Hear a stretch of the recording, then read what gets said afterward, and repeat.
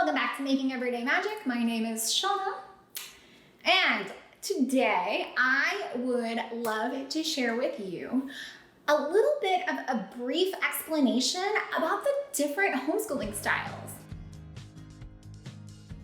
So, before we go any further, please scroll down, hit the big red subscribe button, turn on the bell for notifications, and give this video a thumbs up. Today, I want to start by saying, again, like I say so many times, I am not an expert. I'm not a homeschooling expert. I tend to share what works for us. I realize that this year there is a large group of people coming to homeschooling, but they're coming at it from different perspectives. They're going to come at it and they're going to choose different styles. I, again, am not an expert, but I wanted to give you a rundown of the different kinds, types, and styles of homeschooling so that you can make the best decisions for your kiddos, for your family, for your lifestyle, for the things that are going to suit you. So I'm just giving you a little snippet. By all means, please do not take anything I say as gospel. Please go out, do your own research, find what works for you. This, I hope, gives some people just a little bit of direction, a little bit more clarity so that they can go out and find the things that will work best for them. You will see that I say all the time that we are secular homeschoolers. Well, let's talk about what that is. Secular homeschooling means that basically we've chosen curriculum, we lead our homeschooling in a manner that is not based on, I guess, religious principles, religious beliefs. We keep kind of our religion out of it. Now, that is not to say that because we are secular homeschoolers, we are not religious at all. That's not the case. We aren't Satanists. We aren't pagan. We're not atheists. We just choose to keep religious teachings out of our school teachings. That's what we've chosen. It's more aligned with like a public school style in that sense. And that's just what we prefer. So the flip side of that is non-secular or religious-based schoolings and curriculums. And what that is, it does bring biblical beliefs into your curriculum choices, into your teachings, more so into your literature. The biggest place to find these differences, it's not in everything. I mean, math is math is math is math. But in some places such as science and history and the reading selections and literature and things like that, these two paths differ quite a bit. So science will teach many things very differently. Evolution versus Big Bang. So depending on how you want your kids to learn that would be a great place to start choosing a secular, non-secular. History, there's history of the world. There's history according to the Bible, which implements those biblical stories into your history teachings. There are different literature programs based around reading things that are not worldly or incorporate a lot more biblical teachings and lessons or characters into your readings. So again, one of the very first places to start when you're choosing a curriculum is deciding if you're going to go secular, which I always get this confused. Secular means non-religious, whereas non-secular means religious. Totally not confusing at all, right? Very basic, and as you will see me identify many times, secular homeschoolers. So we choose to leave a large amount of the religious things, all of the religious things, out of our curriculum choices. We prefer to go with curriculum that does not implement, biblical teachings and things in our school teachings. But guess what?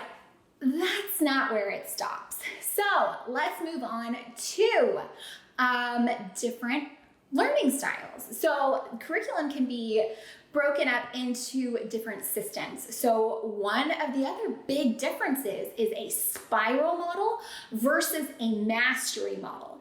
So a spiral model is just like it sounds. You learn a little bit of whatever it is, and you spiral around, and once you get around and you've learned a little bit about a bunch of things, you come back and you learn a little bit more about a bunch of things, and it works and it builds on itself, to teach you a little bit, little bite-sized pieces of it, but it comes back as your kids develop and teaches them a little more. A lot of math programs are designed this way. A lot of language arts programs are designed this way. History and science. It's very common. The flip side of that is a mastery approach. We use Math-U-See, which is a mastery approach. So they teach all of the addition. Then they teach all of the subtraction. Then they teach all the multiplication. Multiplication and division are not paired together. Then they teach all of the division. So their goal is to get a child to completely master that skill before they have moved on. So the two types of curriculum there: spiral method, little bits repeated; mastery method, all of it, you know it well right now. A few other types of curriculum are open and go. You get exactly what you need, you open it, you can teach it. A lot of people prefer this because, that's easier, y'all. You're homeschooling, that's hard enough. Being able to open and go with lessons, not have to do a lot of prep work, that's huge for, any parent, really, come on. Another thing is some curriculum requires a lot of prep time. These are things to really take into account when you're trying to figure out your homeschooling style. Because if you don't have the time for it, dude, don't do it. Go with an open and go. So some curriculum will involve a lot of supply gathering, a lot of prep time, whereas some is open and go. Another type of curriculum that's very popular is a literature-based, where everything is a lot of reading. I recognize this is not going to work for me. I'm not going to sit next to my kiddo 4 hours a day and read everything. I don't have time for that. I don't have the span for that. That's not my style. That's not our style in our homeschool. I recognize that. It may be really, really good for some of you. Again, please do your own research. I'm jaded on it. I don't like it. I don't want to do it. But you definitely, might consider looking into it.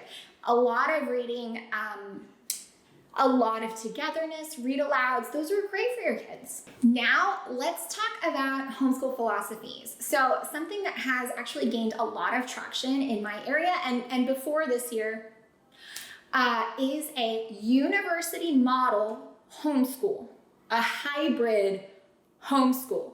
And what it is basically, it's like a private school, so you pay a tuition. And what happens is your kids go to the school, but like part-time. So for example, they would go Tuesday and Thursday, and then they would come home with everything that they have, everything they've been learning. There's a teacher telling you what to go over. Then you actually teach what you've been told to teach the other days of the week. So it's like going to a private school, but part-time.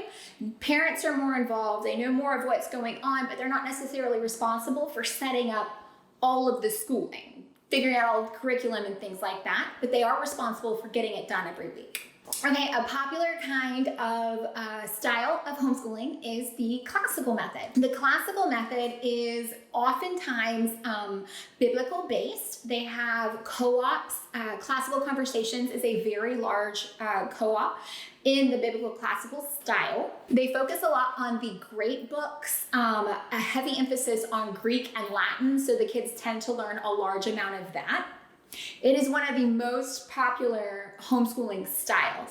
Again, please do your own research. The classical model focuses a lot on timelines, like a historical approach, so the subjects kind of tie in a chronological order that follows like the history of the world. There is a large focus on reading. So if you have a struggling reader, it may not be the best approach.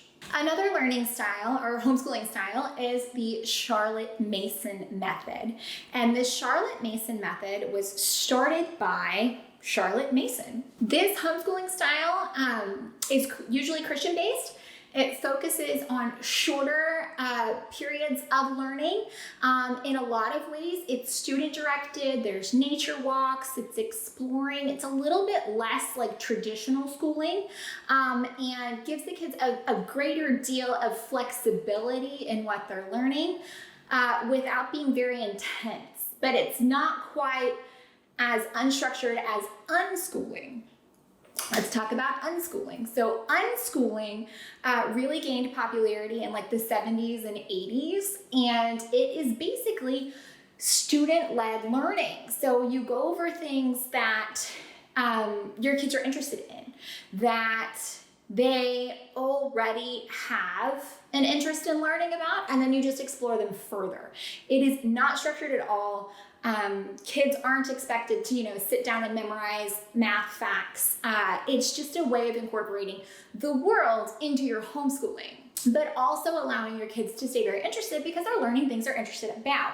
There's also the Montessori method, which is very, very popular in preschools, and it was started by Maria Montessori of Italy, and it is teacher directed, but like student led. So the student has a greater control over what they're learning and how they're learning it, but the teacher's kind of putting out a framework over what they're going to learn. Lots of manipulatives, lots of hands-on, a little bit bigger chunks of learning than like unschooling or Charlotte Mason, but very hands-on approach. Lots of freedom in what they're learning. It's just not traditional sit down and learn kind of activities. Next thing to talk about is school at home, which is not actually virtual schooling, but I mean, kind of. I would say this is probably the closest alignment to what we do, because it's like when you buy a curriculum package and then you do it at home. So you're schooling at home. Distance-based learning would fall into this. It's basically when you get a school structure, a curriculum, and then you come and you implement it in the most traditional school sense at home. It does tend to be, along with the classical approach, one of the more expensive ways to homeschool, I guess. The other methods do tend to be a little bit less expensive because they're child-driven and don't necessarily require as many supplies. So the school at home approach does require quite a bit of supplies because you're getting curriculum and things like that. Another popular homeschooling style is unit studies, and you can do this across the board or just like we've incorporated it in our science. So unit studies is basically like if you're learning about the Wild West. Well, you would learn about where that is in geography. Your literature would be based on stories from the Wild West. Your science would be, maybe the way that the gold is formed in, what they were mining for in the Wild West. I mean, everything that you're learning goes into that unit study. So all of your subjects across the board are going to feed into reinforcing that study unit that you're studying. And that can be, honestly pretty fun in a theme. So like studying according to a theme can be super fun. It's a little bit more prep work because you have to figure out how everything goes together, or you can purchase them already made, so then it's a little bit more expensive than some of the other options. The last way to homeschool, or the last of the most common ways to homeschool methods, is eclectic. And I feel like that's probably where we fall in. Honestly, it's probably where most people fall in, especially if they've been doing this a little while, because you will, as the term suggests, pull a little from the different learning styles. From, we've got a unit study for science, we've got official curriculum, we've got, walks outside and fun things to do, but also expanding on what they're already interested in. So I firmly believe that as you become a more experienced homeschooler, I think everybody's just going to fall into eclectic style.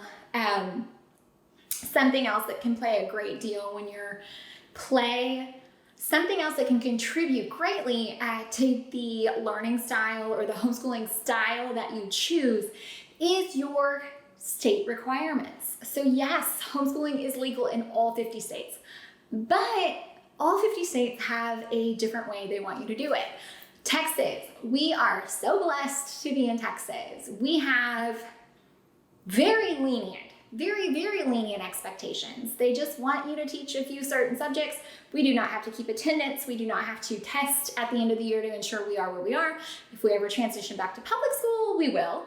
But we don't have any kind of governing body checking in on us, making sure we do things. I mean, we really could full on unschool, just wake up every day and decide what we wanted to learn. That would be totally fine here in our state. But other states want you to use, or some other states, requirements are using a specific legit curriculum that you can prove, taking attendance, keeping grades, being able to test every year. So some of choosing your homeschool style is going to come down to what you're allowed to choose by your state. Again, we have a great deal of freedom being here in Texas.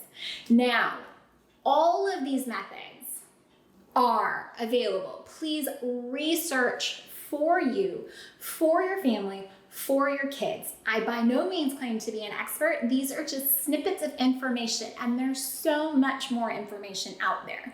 This hopefully just gives you, a brief definition to figure out which direction you want to point to or what you would like to learn more about, or to help you determine what you think is probably your homeschool style so that you can do your own research. I hope that this way is helpful if you're on the fence, if you're unsure, if you just wanted to know what some of these things were. Thank you so much for coming back here to Making Everyday Magic. Please scroll down, hit the big red subscribe button, turn on the bell for notifications, and give this video a thumbs up.